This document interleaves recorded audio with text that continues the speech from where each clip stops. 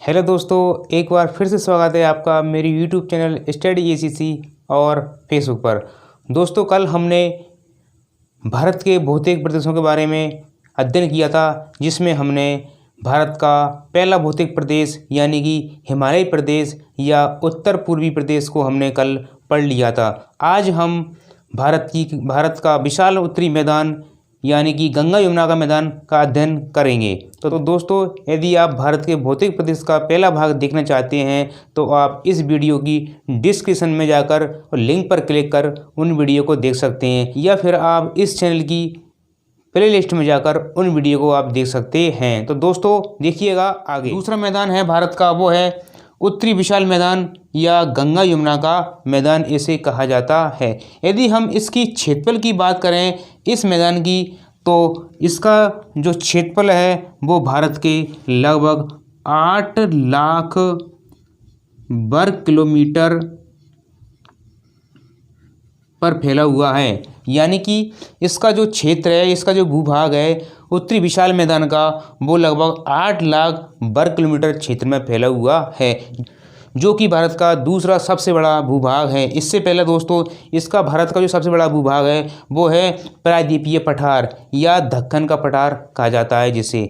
तो दोस्तों, आज हम उत्तरी विशाल मैदान या गंगा यमुना मैदान का अध्ययन कर रहे हैं। तो दोस्तों देखिएगा, सबसे पहले आप पश्चिमी भाग यानी कि जो उत्तरी विशाल मैदान है, इसका एक तो पश्चिमी भाग है, एक मध्य का भाग है और इसका एक पूर्व का भाग है। तो हमको देखना है सबसे पहले कि पश्चिमी भाग का निर्माण, अर्थात ये जो पश्चिमी भाग है इस गंगा यमुना के मैदान का यानी कि उत्तरी विशाल मैदान का, इसका जो पश्चिमी भाग का निर्माण है वो किस किस नदियों से हुआ है। तो इस भूभाग का जो निर्माण है दोस्तों, वो सिंधु नदी, सतलज नदी व इनकी सहायक नदियों द्वारा इस भूभाग का निर्माण हुआ है। तो दोस्तों, पश्चिमी भाग का जो निर्माण है वो सिंधु नदी, सतलज नदी के द्वारा और इनकी सहायक नदियों के द्वारा हुआ है। इनकी जो सहायक नदियाँ दोस्तों चिनाब है, झेलम है, रावी है, ब्यास है और भी अन्य इनकी जो नदियाँ हैं, इनकी सहायक नदियों के द्वारा इस पश्चिमी मैदान का निर्माण हुआ है। और दोस्तों, इसका जो मध्य का भूभाग है उत्तरी विशाल मैदान का, उसका निर्माण गंगा यमुना नदियाँ और उनकी सहायक नदियों के द्वारा हुआ है। इसके बाद दोस्तों,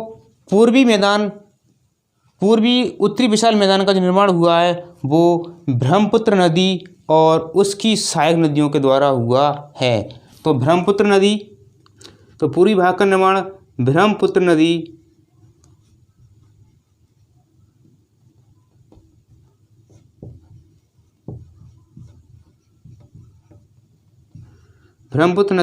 व इसकी सहायक नदियों द्वारा हुआ है। इसके बाद दोस्तों, यदि हम बात करें उत्तरी विशाल मैदान की, इसमें जो जनसंख्या निवास करती है वो भारत की कुल जनसंख्या की 60% जनसंख्या निवास करती है। तो दोस्तों, इसकी जो जनसंख्या है वो भारत की कुल जनसंख्या की कितनी निवास करती है? 60% जनसंख्या इस भूभाग पर निवास करती है, क्योंकि दोस्तों ये जो मैदान है बहुत ही उपजाऊ मैदान है, इसलिए यहाँ पर सब सुविधा होने के कारण इसमें सर्वाधिक मात्रा में जनसंख्या निवास करती है।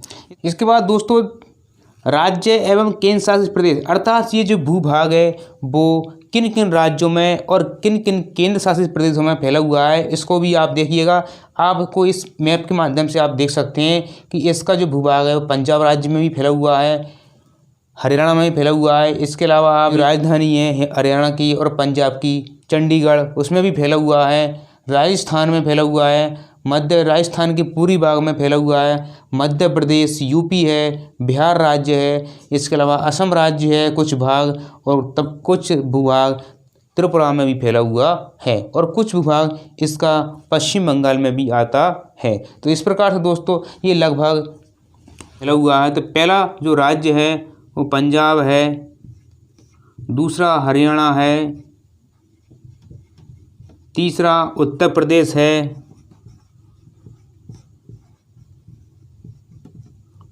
तीसरा आपका पूर्वी राजस्थान है। इसके अलावा मध्य प्रदेश है, आपका पश्चिम बंगाल है, और बिहार राज्य भी इसके अंतर्गत आता है। असम राज्य में कुछ भूभाग इसका आता है, और इसके अलावा त्रिपुरा राज्य में भी इसका भूभाग पाया जाता है। इसके अलावा केंद्र शासित प्रदेश है दोस्तों दिल्ली में भी ये भूभाग फैला हुआ है, इसका भूभाग फैला हुआ है। इसके बाद ध्यान दीजिए दोस्तों, ये जो मैदान है ये विश्व के सर्वाधिक उपजाऊ मैदानों में से एक है। यानी कि ये जो भारत का विशाल मैदान है, उत्तरी विशाल मैदान है, ये विश्व के प्रमुख उपजाऊ मैदानों में से एक माना जाता है। इसके बाद ध्यान दीजिए दोस्तों, मिट्टी, इसमें भूभाग में कौन सी मिट्टी पाई जाती है? इस भूभाग में काप मिट्टी यानी कि दामोट मिट्टी जिसे कहा जाता है, जलोढ़ जैसी मिट्टी कहा जाता है, जिसे परी भरी मिट्टी कहा जाता है, क्योंकि दोस्तों ये जो मिट्टी होती है बहुत उपजाऊ मिट्टी होती है। इस कारण यहाँ पर अधिक मात्रा में जनसंख्या निवास करती है, क्योंकि यहाँ पर जो खाद्यान्न है वो सर्वाधिक मात्रा में पैदावार होता है। इसके बाद दोस्तों मैदान के भौगोलिक नाम हैं, उपनाम हैं, उनको आप देखिए। भावर किसे कहा जाता है? तराई किसे कहा जाता है? नमीन जलोढ़ किसे कहा जाता है? खादर किसे कहा जाता है? बांगर या प्राचीन जलोढ़ किसे कहा जाता है? तो दोस्तों आप इसको एक चित्र के माध्यम से आप देख सकते हैं। ये आप देख रहे होंगे यहाँ पर ये दो नदियाँ बह रही हैं और ये आपके पर्वत हैं। अर्थात जब नदियाँ किसी पर्वत से या किसी चोटी से निकलती हैं तो वहाँ से अपने साथ क्या लेकर आती हैं? कंकड़, पत्थर, बजरी लेकर साथ में आती हैं, जहाँ से इनका उद्गम स्थान होता है नदियों का। और जब बहाकर लाती हैं तो ये अपने एक स्थान पर उन कंकड़, पत्थर, बजरी को छोड़ देती हैं, तो उस क्षेत्र को हम कहते हैं भांवर। तो ये क्षेत्र जो है दोस्तों कंकड़ पत्थर युक्त, बजरी युक्त क्षेत्र होता है, वो भांवर कहलाता है, ये वाला क्षेत्र दोस्तों। ठीक है। इसके बाद दोस्तों तराई क्षेत्र से तात्पर्य है जब दोस्तों ये नदियाँ कंकड़ पत्थर को छोड़ते हुए आगे बढ़ती हैं, और जब एक ये नम भूमि अर्थात एक दलदली क्षेत्र, अर्थात वहाँ से जब ये नदियाँ भूमिगत हो जाती हैं और वहाँ पर एक दलदला क्षेत्र बन जाता है, दलदला युक्त, कीचड़ जैसा दलदला युक्त क्षेत्र बन जाता है, उस क्षेत्र को हम तराई कहते हैं। और जब ये नदियाँ आकर बाहर निकलती हैं और इन नदियों का पानी एक स्थान से दूसरे स्थान पर पहुँचता जाता है, अर्थात नमीन जलोढ़ मिट्टी उसी कहते हैं जहाँ पर नदियों का पानी प्रतिवर्ष पहुँचता है, और उस मिट्टी को हम क्या कहते हैं? खादर कहते हैं, या नमीन जलोढ़ कहा जाता है। अर्थात जहाँ नदियों का पानी प्रतिवर्ष पहुँच जाता है, बाढ़ का पानी प्रतिवर्ष पहुँच जाता है, उस क्षेत्र को, उस मिट्टी को हम नमीन जलोढ़ मिट्टी या खादर मिट्टी कहते हैं। तो दोस्तों ये वाला जो क्षेत्र है इसे हम खादर क्षेत्र के अंतर्गत आता है। और दोस्तों ये वाला जो क्षेत्र है दोस्तों ये क्षेत्र जो है वो खादर क्षेत्र कहलाता है। इसके अलावा जब नदियों का पानी प्रतिवर्ष बाढ़ का पानी नहीं पहुंचता है जिस क्षेत्र पर, वो क्षेत्र कहलाता है प्राचीन जलोढ़, या उस क्षेत्र को बांगर कहा जाता है। तो यहाँ पर नदियों का पानी जब प्रतिवर्ष नहीं पहुंचता है तो उस क्षेत्र को, उस भूभाग को दोस्तों बांगड़ या बांगर कहा जाता है। तो दोस्तों मैं आशा करता हूँ कि आपको ये वीडियो पसंद आएगा। तो यदि दोस्तों आपको हमारे वीडियो पसंद आ रहे हैं तो प्लीज़ हमारे वीडियो को लाइक करें, ज़्यादा से ज़्यादा शेयर करें, और हमारे चैनल को अवश्य आप सब्सक्राइब करें, बेल आइकन को अवश्य दबाएं, जिससे आपको हमारी वीडियो सबसे पहले प्राप्त हो। दोस्तों इसके बाद हम कल दक्षिणी प्रायद्वीप पठार या दक्कन पठार का वीडियो लेकर आएंगे। तब तक के लिए धन्यवाद। Thank you very much. Have a nice day.